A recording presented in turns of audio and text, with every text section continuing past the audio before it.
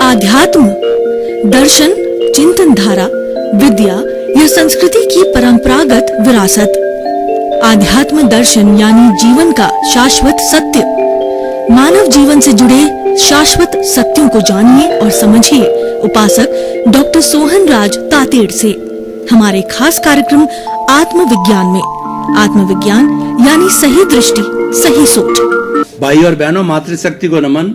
Studio में आपका हार्दिक स्वागत है, अभिनंदन है, सत्कार है। आत्मविज्ञान साइंस ऑफ द सोल कार्यक्रम के अंतर्गत हम आपको सही दृष्टि, सही सोच, राइट विजन, राइट थिंकिंग के तहत जो आपकी नकारात्मक सोच है, जो आपका गलत चिंतन है और जो आप गलत अनुभव कर रहे हैं, आप गलत विचार कर रहे हैं, गलत भावधारा रख रहे हैं, उसमें हम करेक्शन देते हैं। क्योंकि हमारा आत्मविज्ञान कार्यक्रम दृष्टि का विज्ञान है।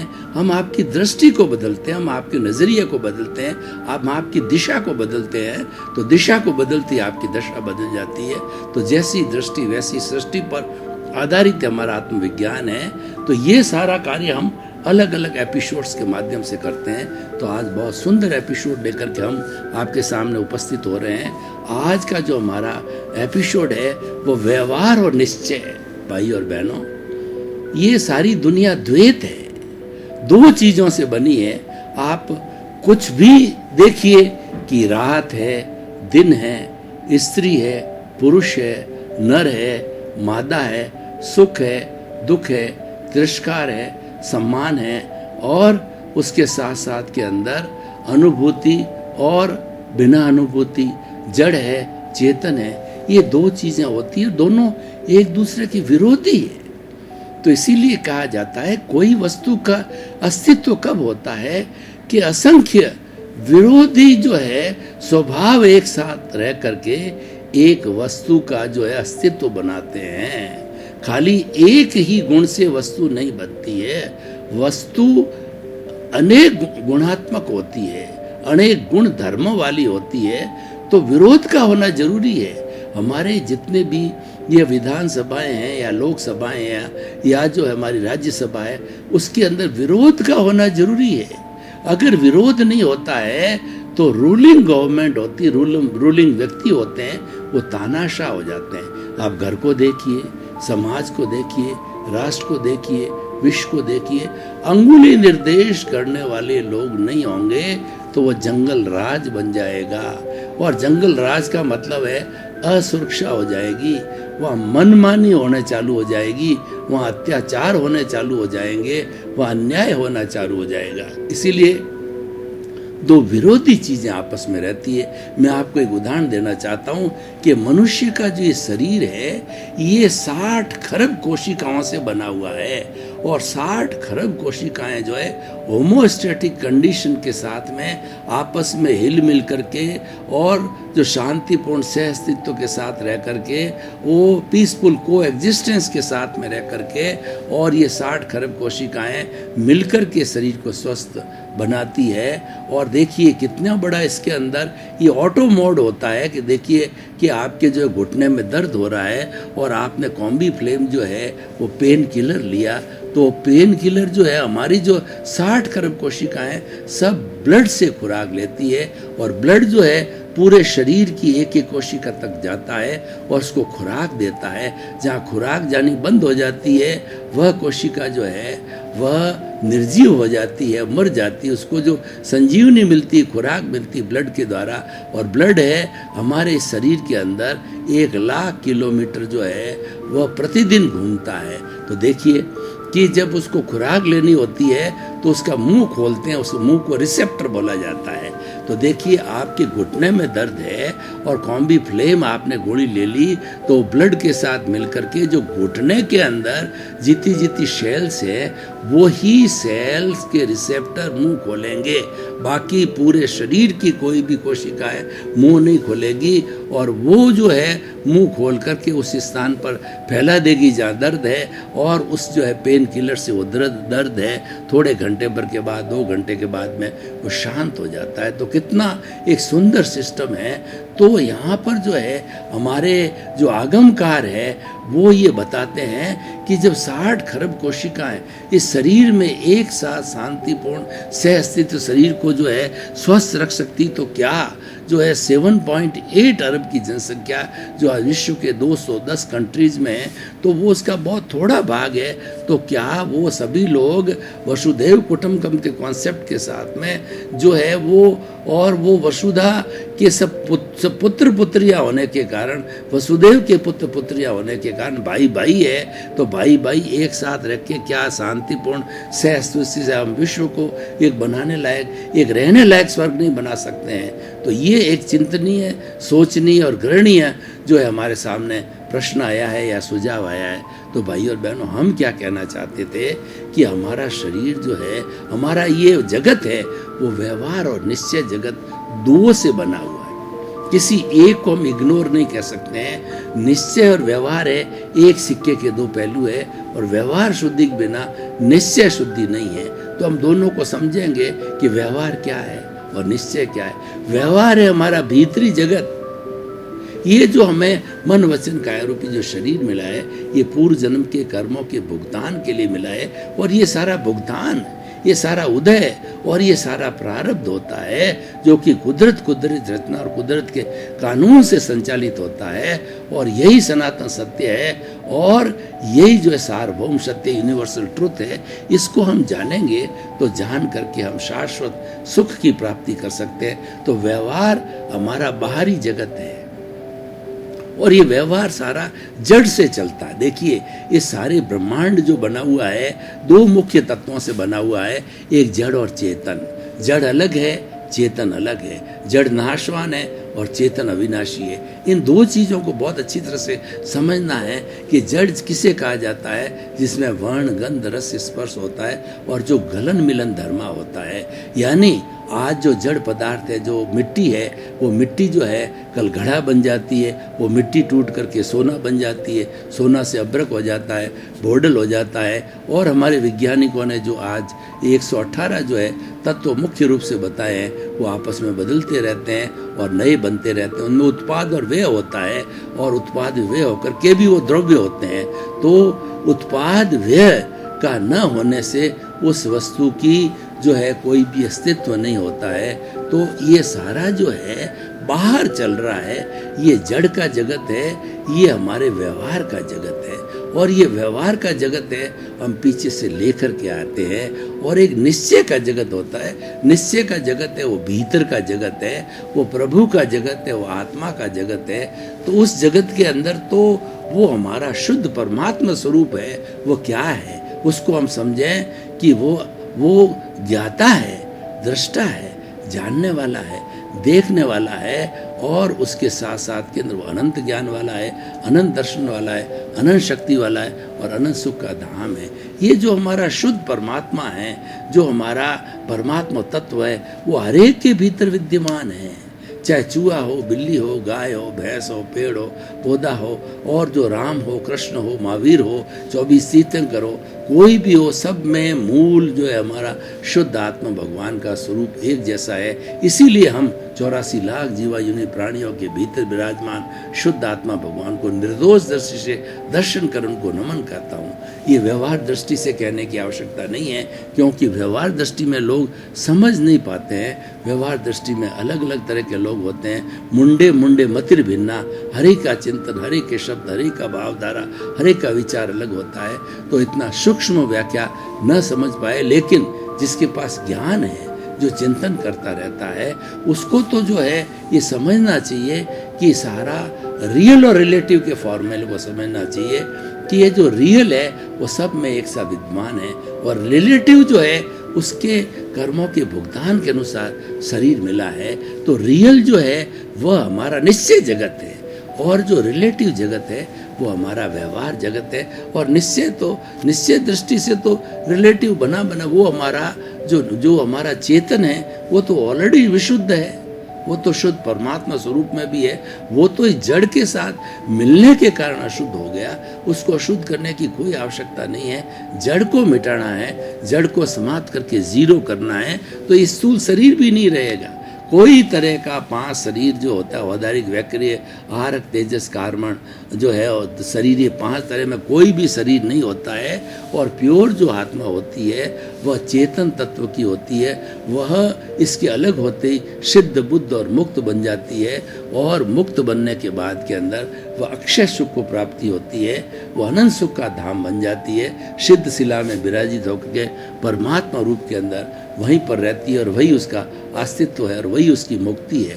तो भाई और बहनों, हम ये कहना चाहते हैं कि व्यवहार शुद्धि बिना निश्चय शुद्धि नहीं है। और व्यवहार का अर्थ होता है कि हम भवांतर से जो है कई योनियों में भटकते जा रहे हैं, तो किसी न किसी आत्मा के साथ के अंदर हमने जो है अच्छा बुरा व्यवहार किया है, किसी का दिल दुखाया है, किसी को दोषित देखा है, किसी के प्रति ओपिनियन या जो है वो हमने वो अभिप्राय को देखा है। तो ये सारा क्या होता है, ये हमारे राग द्वेष को बढ़ाता है। और राग द्वेष के ही अज्ञान है, और राग द्वेष के कारण ही जो है हम निश्चय जगत में नहीं जा सकते। इस राग द्वेष को, इस व्यवहार जगत को जब हम जीरो कर देते हैं, तो निश्चय जगत तो ऑलरेडी निश्चय में है, तो वो हमें प्राप्त हो जाता है। तो भाई और बहनों, आइए हम इसको व्यवहार जगत को कैसे ठीक करें। व्यवहार जगत को ठीक करने के लिए हम थोड़ा 5 सूत्रों के ऊपर जो प्रकाश डालते हैं। पहला सूत्र है कि जगत निर्दोष, सब मेरा दोष। यानी इस व्यवहार जगत के अंदर हमारे मन वचन काया से जो भी घटना घटित होती है, कोई भी जो है हमको दुख देता है या हमारी सेवा करता है या हमारा भला करता है, तो उसको भला करने की स्थिति के अंदर तो है, वो तो हमारा हितैषी है और वह बिल्कुल निर्दोष है। सारी सृष्टि है वह बिल्कुल निर्दोष है, और 84 लाख जीवा योनियाँ हैं, वो एकदम निर्दोष होने के कारण उनका कोई दोष नहीं है। दोष हमारे उस राग द्वेष कॉजल बॉडी कर्म शरीर उस अज्ञान का है। उसी कारण से जो है वो हमको कोई दूसरा दोषी दिखता है, क्योंकि हम भूल जाते हैं पिछले जन्म के अंदर हम क्या करके आए हैं। हम तो उसको इनवाइट करते हैं, और इस जन्म में वो ऑटोमेटिकली कुदरत है। जिस व्यक्ति के साथ हमने बुरा व्यवहार किया है, वो व्यक्ति ऑटोमेटिकली हमारे सामने निमित्त रूप के अंदर हाजिर हो जाएगा। कुदरत उसको हाजिर कर देगी, और हाजिर होते ही जिस तरीके से जिस जो हमने प्रकृति स्थिति प्रदेश अनुभाग के अनुसार उस व्यक्ति का पूर्व जन्म के अंदर जो है कर्मों का बंधन किया था, उसको नुकसान पहुंचाया था, उसी रूप के अंदर वो हमारे सामने निमित्त बन के हमको नुकसान पहुंचाता है। तो हमें तो उस व्यक्ति के प्रति कृतज्ञता ज्ञापित करनी चाहिए कि वह तो हमारा भला करने आया है, वो मेरे ध्वनि की प्रतिध्वनि है, और वह जो है निमित्त है, वो अपने आप नहीं आया है। वो तो जो है वो अब उसको कुदरत ने जो है मेरे ही परिणामों कारण भेला है। तो इस तरीके का हम चिंतन करते हैं, तो दूसरे को दोषित नहीं देखते हैं, और हमारा शुद्धिकरण की प्रक्रिया चालू हो जाती है। दूसरा है टकराव टालिए। देखिए, जो राग द्वेष जो पैदा होता है वो टकराव के कारण होता है। टकराव किसी चीज़ का भी हो सकता है, अहम का भी टकराव हो जाता है, और व्यक्ति के तू मैं से टकराव हो जाता है, और सुपीरियरिटी इंफीरियरिटी कॉम्प्लेक्स से टकराव हो जाता है, और धनाढ़ और जो गरीब के हिसाब से टकराव हो जाता है, रूप और अरूप के हिसाब से टकराव हो जाता है। कई भी कारण हो सकता है, लेकिन जो भी टकराव का कारण है वो आप टालते रहिए। अगर टकराव हमारा किसी स्थिति के अंदर हो गया है, तो आप शांत रहिए, चुप रहिए, वो स्थान को छोड़ दीजिए, तो टकराव आगे बढ़ेगा नहीं। और टकराव, अगर हम टकराव में दिलचस्पी लेकर के अपने आप को उसमें झोंक देते हैं, तो खिटपिट होते ही वो स्थिति कैसी बन जाती है, ये आप देखिए कि पुलिस कार्रवाई तक हो जाती है, कोर्ट कार्रवाई तक हो जाती है, और कई सालों तक जो है हमें भुगतना पड़ता है। तो दूसरा सूत्र है कि आप टकराव होने ही मत दो, टकराव को टाल दीजिए। आप टकराव के साथ जुड़ो मत। किसी ने आपको गाली दी है, डोंट एक्सेप्ट।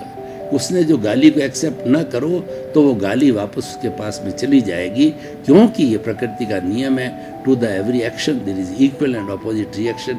आपने स्वीकार नहीं किया तो उसके पास चली जाएगी, और आपने स्वीकार नहीं किया है, इसका मतलब ये आपने कोई कॉज नहीं डाले हैं और आपका टकराव टल गया।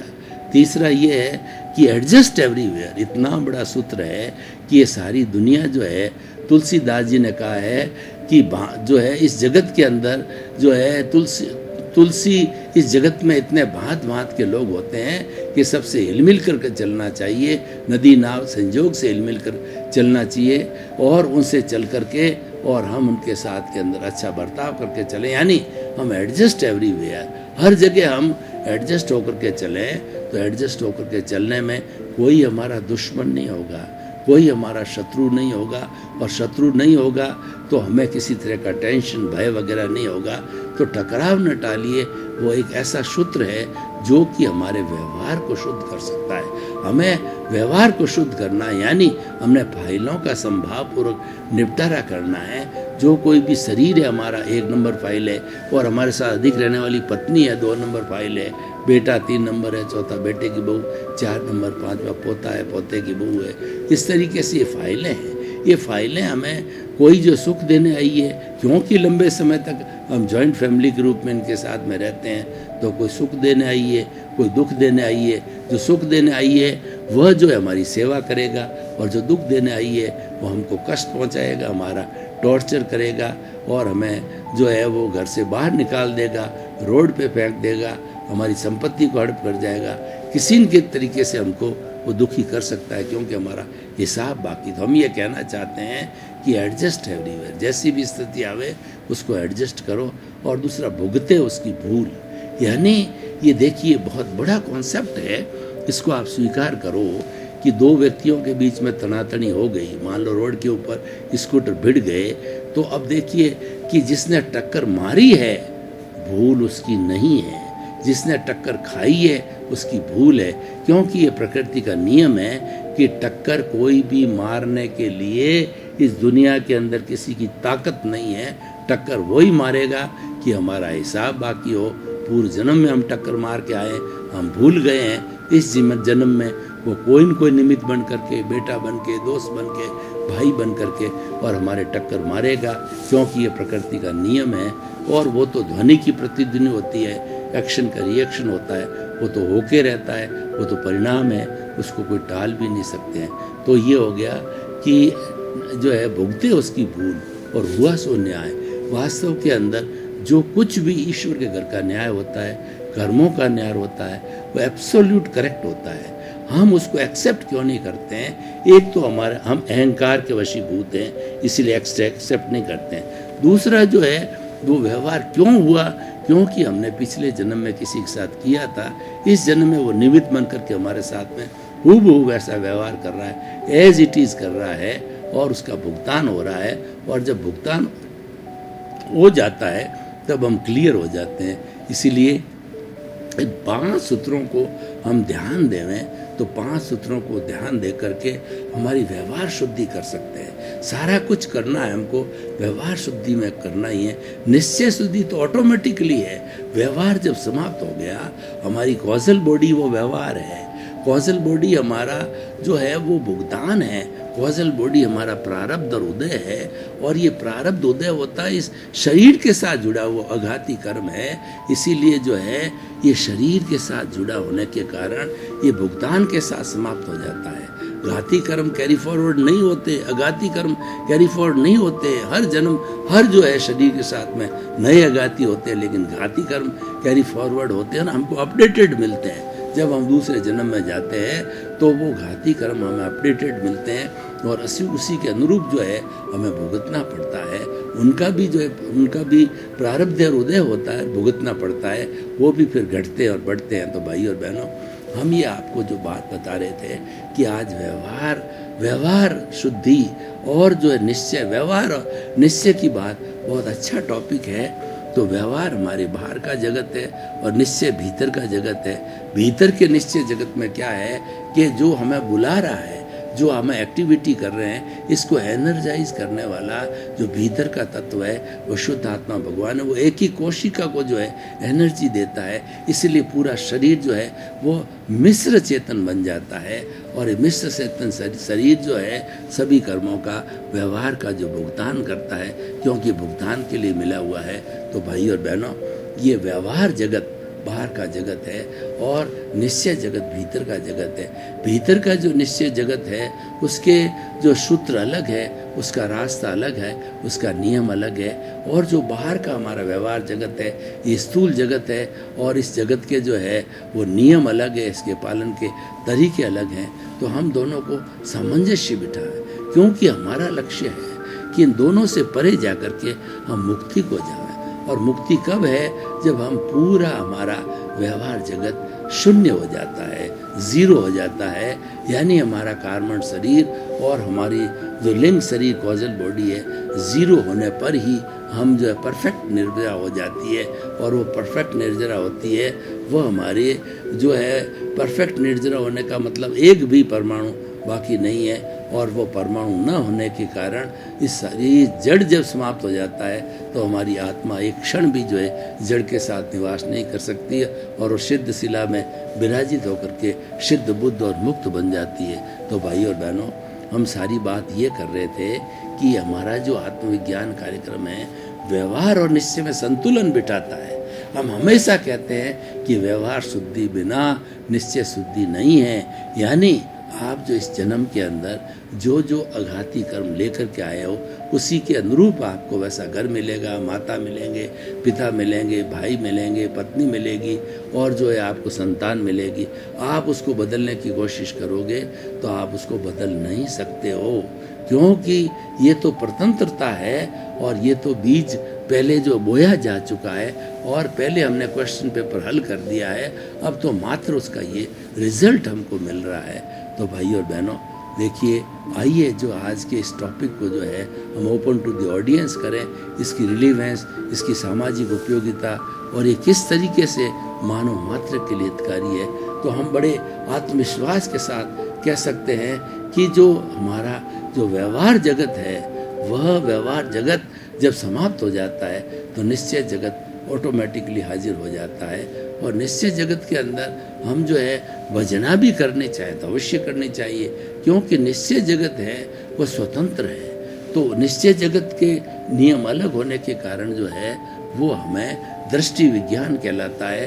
और वो दृष्टि विज्ञान क्या है कि हमें ज्ञाता दृष्टा भाव में रहना है। जो निश्चय व्यवहार में रहने वाली बात है वो ज्ञाता दृष्टा भाव में रहने का मतलब होता है कि हमारे शरीर के अंदर दो पड़ोसी हैं। एक तो हमारी शुद्ध आत्मा है, उस शुद्ध आत्मा के ज्ञान लेने के बाद के अंदर वो भाव सत्ता के रूप में प्रज्ञा जागृत हो जाती है और हमारा जो है मन बुद्धि चित्त अहंकार सब उस अंतःकरण उसके साथ में जुड़ा हुआ होता है और ये सभी समन्वित रूप से जो है सारा कार्यकलाप करवाते हैं। तो हमारा जैसा कि विषय है कि व्यवहार और निश्चय का, तो हमें निश्चय के लिए ज़्यादा चिंता करने की ज़रूरत नहीं है। निश्चय तो अपने आप जो है वो खुला हो जाएगा। निश्चय के ऊपर क्या है कि ये अलग अलग कवरिंग्स लगे हुए हैं, ये कवरिंग्स जो हम हटाते चलेंगे तो निश्चय अपना प्रकट होता जाएगा।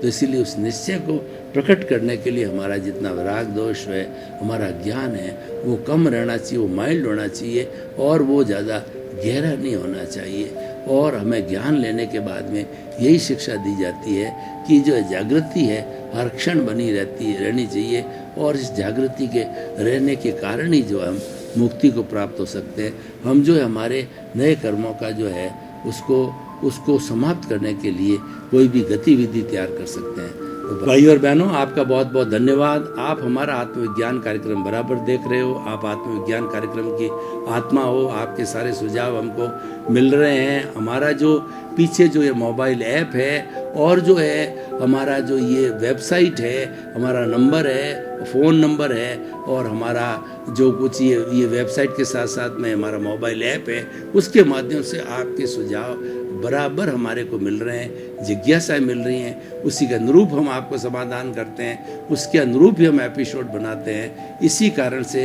ये हमारा श्रोता का और जो है हमारा जो वक्ता का तादात्म्य बना हुआ है। इसी क्रम में आपके प्रति मंगल भावना, शुभकामना। क्या है आध्यात्म? दर्शन, चिंतन धारा, विद्या या संस्कृति की परंपरागत विरासत। आध्यात्म दर्शन यानी जीवन का शाश्वत सत्य। मानव जीवन से जुड़े शाश्वत सत्यों को जानिए और समझिए उपासक डॉक्टर सोहन राज तातेड़ से।